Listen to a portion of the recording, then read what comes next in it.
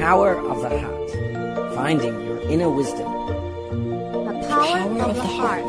Finding the power of the heart. The power of the heart. The Power of the heart. Power of the heart.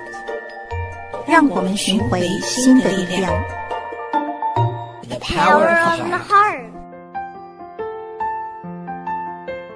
Thank you for joining us today. My name is Yuru Chao. You are tuning in to the Power of the Heart on Dai Radio. Master Zhen Yan often remarks on how she raced against time. To understand her urgency, we must understand her heart. For many years, she presents vegetarianism as a solution to address the root causes of many of our global issues. Her words of wisdom are drawn from many ancient wisdom. She even mobilizes Tzu Chi volunteers worldwide to encourage people to adopt a vegetarian lifestyle and educate the public about the benefit of such lifestyle. However, her words are not taken seriously. As a result, we are not contributing to what we can do to slow down the natural disasters and disease outbreaks. Take the outbreak of Ebola virus for an example. People fail to avoid this collision of Ebola virus because of eating infected meat. Therefore, we're faced with a global concern of an Ebola outbreak right now. Ebola virus has existed in the animal kingdom. Animals have their own viruses, and we have our own viruses. But when people kill animals and eat their meat, these two worlds cross and mutation of viruses and infections start. Currently, there is no known treatment for Ebola. Developed countries from Europe and North America have stepped up to control and prevent spread of this outbreak. But besides this, we ought to make a long-term effort to solve the problem from its root and to educate the public to be wise in making the right decision in life. Not too long ago, the SARS epidemic teaches us the same lesson. More and more in the coming time, we'll have to deal with these superviruses if we don't learn our lessons and change our behaviors. Only when all living creatures coexist peacefully can we really be safe from such crisis. The real solution resides with the hearts of humanity. If we love and protect the animals, we can all live in peace and security. Let us all contribute to a better future by adopting a vegetarian lifestyle now. In our program today, we'll begin with a reading of Master Zhen Yan's teaching on life economics about racing against time. This reading is provided by Mr. Colin Lagerton. Then, after a short break, we'll discuss this teaching with Ms. Huang Jiaying.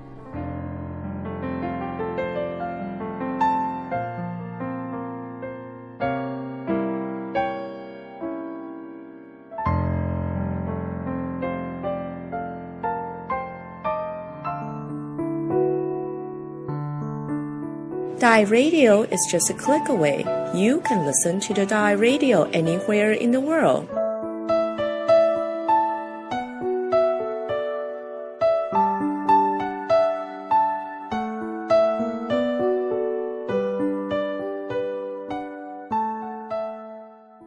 Section 2. Racing Against Time. Sometimes, when guests eat meals with me at Jingse Abode, they ask me why I eat so fast. I reply that I do not have enough time. I hear some people spend 3 hours to eat a meal, yet I strive to save time while eating. I read an article about Zen Master Baijiang. When it was his turn to perform the duty of burning incense, he had to wake up early and strike a wooden board to wake up the others, then tidy up the main hall. One morning, he woke up and realized that he overslept by 5 minutes. He was extremely sorry for his negligence. He rushed to strike the board and tidy the main hall, but the morning worship was subsequently delayed 5 minutes. After morning worship, the Zen master prostrated himself and repented in front of the 500 monks in the monastery. He said, "There are 500 people in the monastery. I wasted 5 minutes of each person's time. How much time have I wasted for all 500 people?" I was deeply impressed by this article. Decades later, I still remember this story clearly. That is why I often race against time and conscientiously seize every moment. I do not let a single moment slip by, and I do things pragmatically, step by step. Keep a good routine. Today, people are so busy that they work and rest at odd hours, and sometimes reverse day at night, falling into an irregular schedule. When we work, we should work hard every moment, and rest when it is time to rest in order to save energy for the next day's work. The time in our life is precious. We should not waste valuable daylight hours dawdling around. We should separate day and night, separate working hours from resting hours, and keep a regular daily routine. Living in this world, our schedule should follow nature's course. When the sun rises, we should wake up and get ready for the day's work, each person keeping his post. At sundown, we should wrap up our work and head home, which is the happiest hour for the family. Time is short. We should learn how to manage our time. There is a woman in Kaohsiung whose husband did not take responsibility for the family after they got married. The woman became the sole breadwinner, taking care of the children and working hard to maintain a normal life. It must have been truly difficult to provide for her family and raise her children on her own. Unfortunately, while in her 30s, she was diagnosed with cancer. Shortly afterward, her doctor also found a tumor in her thyroid. She was tormented by these ailments. Faced with an uncaring husband and young children at home, she still continued to work and take care of her family. She bravely fought against time with her ailing body. More than 10 years ago, she joined Tzu and learned of Buddha's teachings. She realized that it was a blessing to be able to work. Since then, she has never complained about her fate. If we work willingly and accept the results joyfully, our mind will be at ease. Day after day, the woman saw rich people complaining about lacking fame and social status. She saw famous and powerful people discontent at not having smart and well-behaved children. There are so many complaints and demands. She always thought to herself, "Everyone lacks so much. I lack nothing except time." When you feel that you do not have enough time, you are leading a positive life. On the other hand, if you feel you have all the time in the world, then your life is likely wasted on sluggishness and emptiness. Although a cancer patient, this Tzu volunteer works 2 jobs to support her family. Each day she works at a co-op and a lunchbox factory. How much time does she still have? No one knows. Not only must she raise and educate her young children, she also needs time to fulfill her vow to walk the Bodhisattva path. How does she manage her time? She leaves home at 6 o'clock each morning to collect recyclables. Hot or cold, rain or shine, she walks the streets picking up cardboard boxes, plastic bottles, and aluminum cans. She returns home to organize all that she has collected, and then she does chores around the house. Afterwards, she leaves home to work at her 2 hourly jobs. Upon finishing both jobs by 3 o'clock in the afternoon, she goes out again to collect more recyclables until dark. Such is her daily life. Even though she is poor and lives a frugal life, she willingly accepts her destiny without regrets. She is using her time to its absolute fullest. Someone once said to her, "You work all day long like a spinning top. You don't even get enough sleep. You are abusing yourself." She replied, "It's not like that at all. I sleep less to make more time available for myself. The master has said, when you feel tired, switching to another task is a way of resting." The woman works hard to make a living and does recycling as a way to rest. She equates walking down the street with circumambulating the Buddha in spiritual meditation, and she sees bending down to pick up recyclables as bowing down to the Buddha in respect. Whatever she does, she keeps the Buddha in her heart. What a full life she leads. Some people have advised her to take advantage of modern medicine and consider surgery to cure her illness. She answers, "No need. I have already signed up to be a body donor when I die. Meanwhile, I will work however long I can." This volunteer has had a rough life, yet she never complains. She knows how to use her time wisely. Her life is a classic example of taking the modern sutras to heart. I truly admire her. Today, advanced technology has brought much convenience to humans, allowing us to save lots of time. However, there are people who have lost their sense of direction by misusing technology. This makes me wonder whether technology is making our lives easier or simply confusing us. It all depends on how you see it, and one's point of view can be adjusted. A college student once shared his experience with us. He said, "In the past, I used to idle away my time doing nothing. During these past few days in the Jingsa abode, I've woken up even earlier than I used to go to bed. But I feel my time is well spent and my day is full." We must take hold of time and work diligently. Once the work is done, we can reap the results. On the other hand, if we reverse day and night and idle away our time, it is a great pity indeed. Immerse in the Dharma at dawn. People often see death as eternal sleep. Actually, our nightly slumber is like temporary death. An eternal sleep lasts until the next life. A temporary death lasts until the next day. Many people are diligent and start their recycling work before dawn. I ask them why they start so early. They tell me, "Master, you have said that our lifetime is limited. The longer we sleep, the more time we waste. The more deeds we do, the more virtue we gain. It all depends on how you think." Life is a precious opportunity, but if we spend our time resting and sleeping, we are wasting life. We accumulate virtue only by utilizing our time to give. Sleeping too much is no rest at all. The next day we feel heavy and ache all over. The more we sleep, the groggier we become. Consequently, we are unable to think clearly.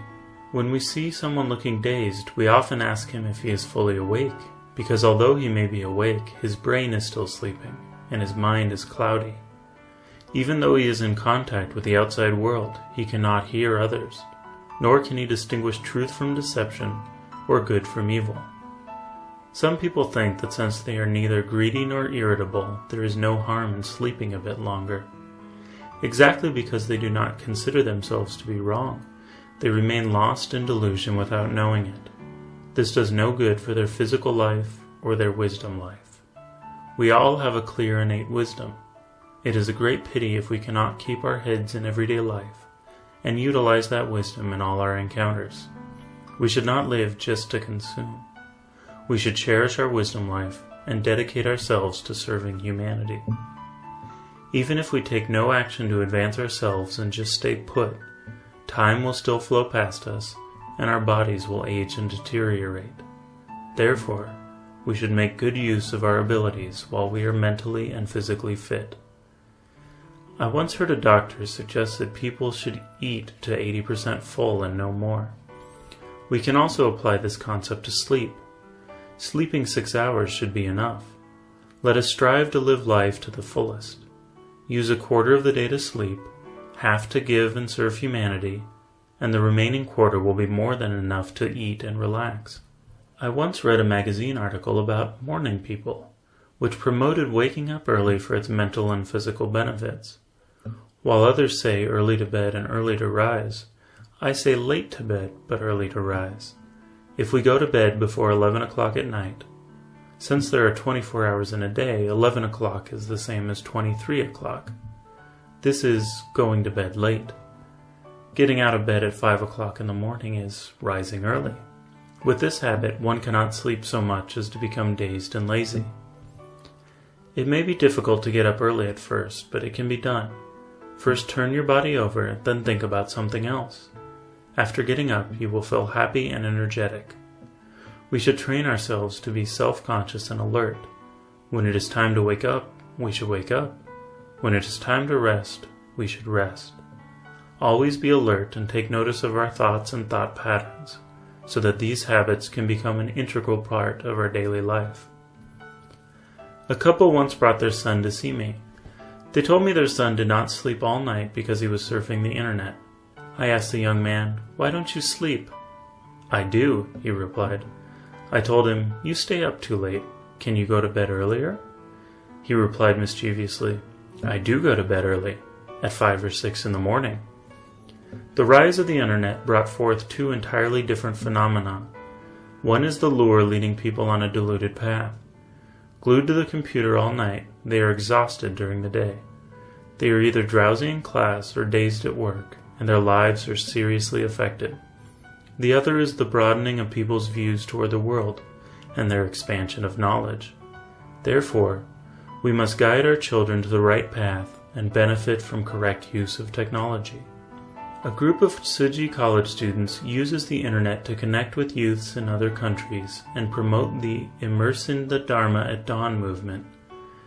The participants turn on their computers at 5:30 a.m. and watch the live broadcast of Wisdom at Dawn on Da'ai television together. The program shows the morning teaching that I have just delivered in the main hall of the Jingsa abode. In addition to their studies at school, these young students watch the program attentively every morning and take notes. They diligently study the Buddhist teachings in hopes of increasing their wisdom. After participating in Immerse in the Dharma at Dawn online, these students have said that they feel more refreshed when getting up early, and they have found that they have more time at their disposal. When they finish listening to the sutra lecture, it is only 6 o'clock, so they have plenty of time to prepare for their schoolwork. Moreover, they can concentrate better because their minds are sharp and clear. They also feel at ease, so they are less irritated. This program enables the students to adopt a regular routine and make good use of their time. This is what the Sutra of Innumerable Meanings describes as, "When the mind is still and free of desires, then deluded thoughts cannot enter." This is the state of mind that we pursue. Everyone should support and encourage one another to reach this goal. In this pursuit, there is no obstruction of space or time. Vacation or cultivation? In today's society, much importance is placed upon leisure and relaxation, and holidays are numerous. But Tzuchi volunteers take advantage of these holidays to serve others. While other people take 2 days off per week, Tzuchi volunteers use those 2 days for self-cultivation by doing recycling or volunteer work in the community. In serving humanity, they enhance the value of their life. Taking the weekend to cultivate does not mean continuing to bicker and quibble throughout the work week and doing good only on the weekend. It would be tiring to spend 2 days per week on spiritual cultivation while bickering through the other 5. We should open our hearts every day, be compassionate toward those in hardship, and relieve their suffering. Only when we understand the truth of life through giving and are willing to give of ourselves, our material goods, and our time, can we be truly content and at ease. Many years ago, I met a professor who wanted to contribute his talents and experiences to Taiwan. He returned from the United States and was appointed as administrator of a hospital. At the hospital, he devoted himself fully to overseeing all operations. His wife said to me, "My husband works at least 14 hours a day." I replied happily, "I finally found a bosom friend." It is not easy to find someone willing to use his life to the fullest. Nowadays, people complain about their work hours and always ask to work less. With this kind of mentality, how can we expect our society to grow and flourish? If everyone was like this professor, devoting himself wholeheartedly to his ideas and dreams, regardless of how much time it took, then society would have a promising future indeed. Whenever there is a long weekend, some young people will come to say goodbye to me. I often ask how many days they plan to be away. One man answered, 4 or 5 days. I'm going home to help my mother clean the house. I was very pleased to hear that he wanted to use his free time to relieve the burden of his parents. On the other hand, there are those who think that because they have worked hard all week, they should take advantage of the holidays to relax and enjoy themselves. This is due to a slightly deviant mindset. We often hear people say, "We rest so that we may be able to embark on a longer journey." This seems reasonable, but we must walk forward in order to reach our goals in life. If we dwell on resting, then we become like the hare in the fable, The Tortoise and the Hare. Although the hare could run faster, he rested in the middle of the race. Eventually, he lost the race to the tortoise. Although the tortoise walked slowly, he steadily took one step at a time and finally reached the finish line. Our life goals can be lofty, but we should never place our hopes solely in our heads. Instead, we should place them firmly on the path before us. By seizing time and following principles, we can approach them one step at a time.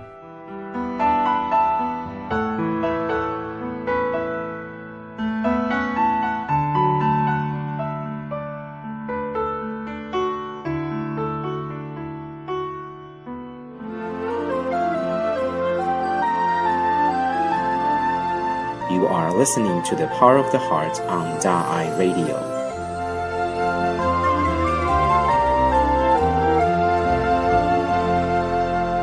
Our special guest today is Ms. Hong Jia-ying. She was born and raised in Kaohsiung, Taiwan, and moved to Indiana, U.S. for college, and then to San Jose, California for her graduate study.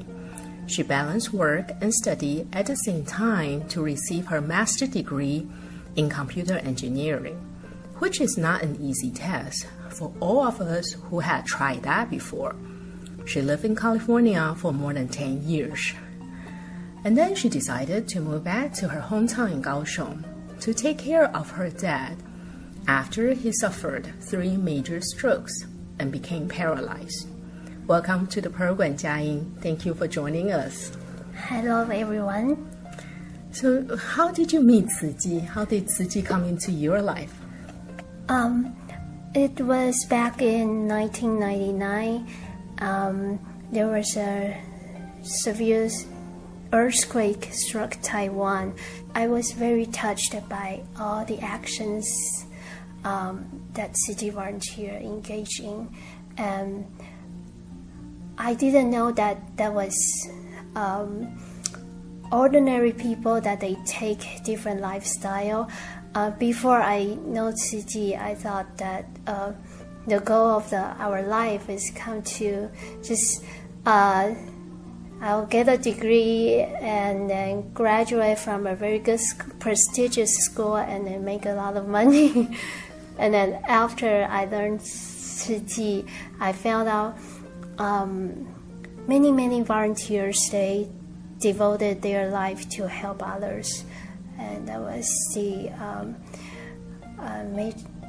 main reason that motivated me to join them. Actually, was very curious, so I engaged in every activities that I could find in Northern California. So like charity works, disaster relief, and I even work at Tzu Ji Academy in the weekend. And have you tried medical outreach, free clinics? Yes. And then recycling, and then also. You're a commissioner now. That means you're actively inspiring others to follow the same Tzu Ji path, inspiring the volunteerism in your local community. Yes. So you indeed participating in all the major missions. Yes. You didn't waste time. You really race against time to do everything you can. And that is the concept we're talking about today, racing against time, because time is so limited. We never thought about time as something finite. We always thought there's tomorrow, I'll do this tomorrow. But if you listen to Dharma Master Cheng Yen's teaching, you'll find out that she always races against time. And she's very conscientious about seizing every moment to not waste time. Regular and routine lifestyle does bring the stillness and calmness in the mind, and then you can also accomplish so much more than irregular lifestyle. Master Cheng Yen, who really know how to use her time, all day long she's in meeting or in the Dharma teaching.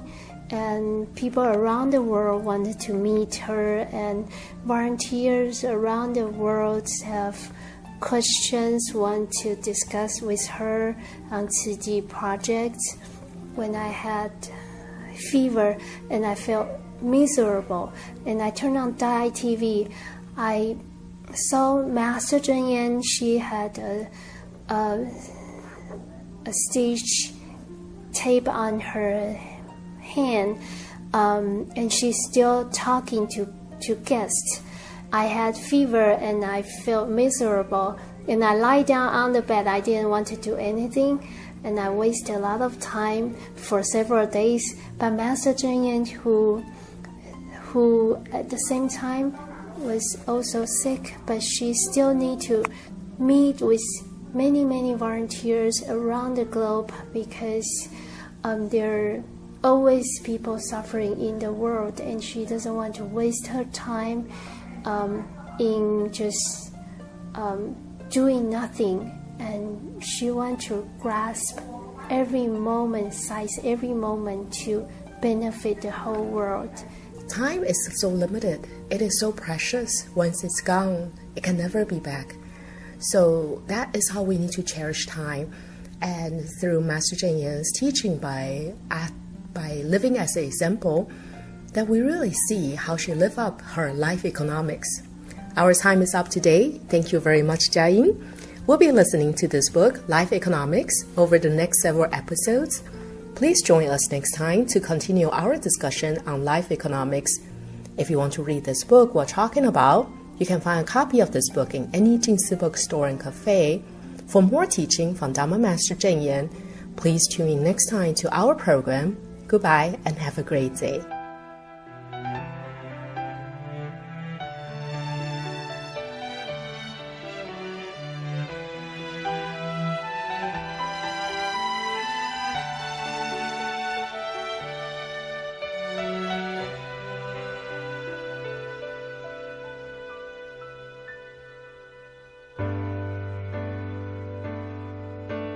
Deep in my dreams, I see your smile, the most beautiful smile in the world.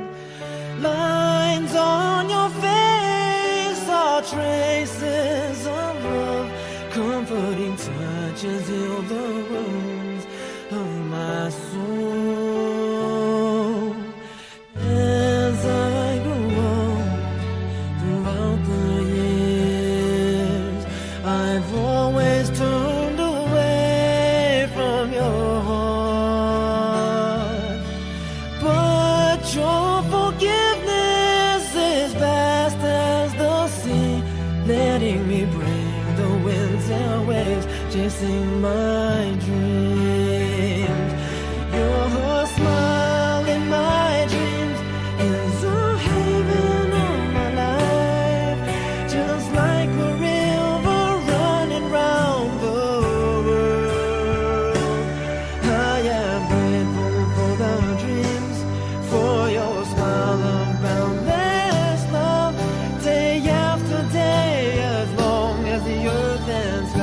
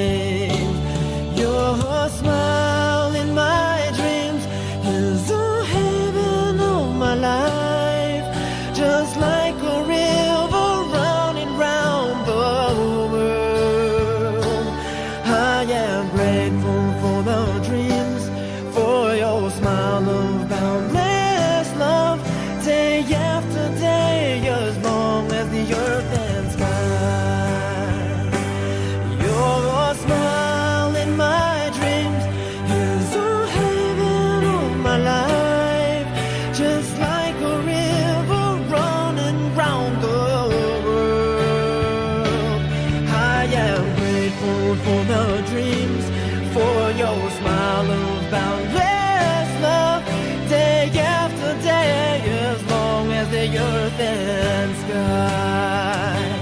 I am grateful for the dreams, for your smile of boundless love. Day after day, as long as the earth and sky.